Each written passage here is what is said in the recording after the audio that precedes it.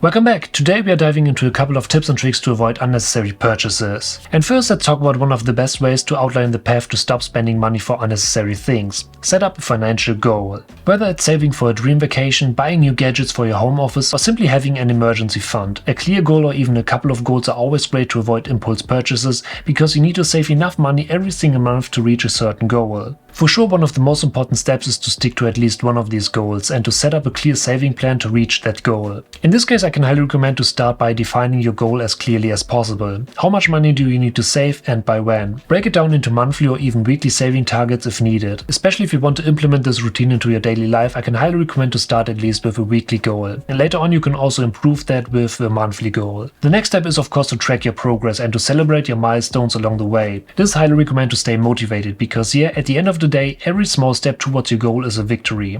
And don't be afraid to adjust your goals as your life and priority changes. The important thing is to keep moving forward and to reach your goal. Next, let's talk about the 48-hour and 30-day strategy. I've already mentioned the 30-day rule in one of my videos and there will be a dedicated video about these two rules as well. But basically these are two of my absolute favorite strategies to not spend money for unnecessary stuff. If you want to get started, I can highly recommend the 48-hour rule. That's a perfect baseline to check out the strategy.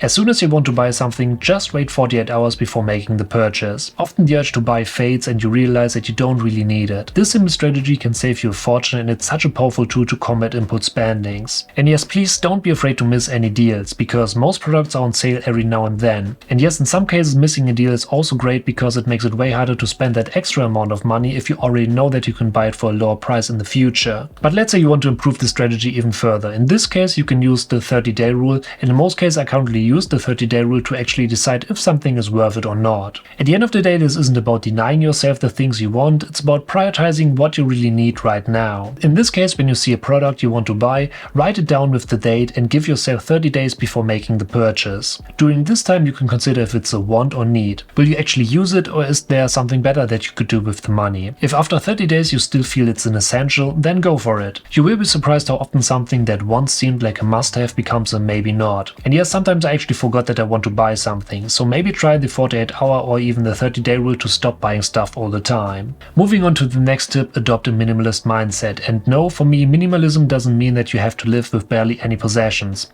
I personally really like to buy certain things that can make my everyday life way easier. But adopting the principle of less is more can be incredibly helpful to avoid buying unnecessary stuff. Simply ask yourself if the product you're considering buying truly adds value to your life or if it's just going to add clutter. In a lot of cases you will find yourself putting it back into the shelf or just closing the browser tab. So always try to identify if a product is actually worth it for your everyday life or if it's just a product that you want to own without actually needing it. In this case I can also highly recommend to combine this tip with the 30-day rule to be sure that it's actually worth the investment. But now let's move on to another great tip, and this one is all about track your spendings. In this case, try to take control of your financial journey by using budgeting apps, or for the classic approach, use a detailed spreadsheet. These tools can act as your financial compass, providing a clear list of your spendings each month. And yes, this can be a great eye-opener where your hard-earned money is truly going. Because by actively tracking your spendings, you not only gain insights into your financial habits, but you can also use these lists to adjust your monthly spendings to avoid unnecessary purchases. And yes, for me it's not about denying the things that I want, it's about prioritizing what I really need. So, thank you for watching, I hope you enjoyed this video, and if you need, don't forget to smash that subscribe button to stay updated for upcoming videos, and I'll see you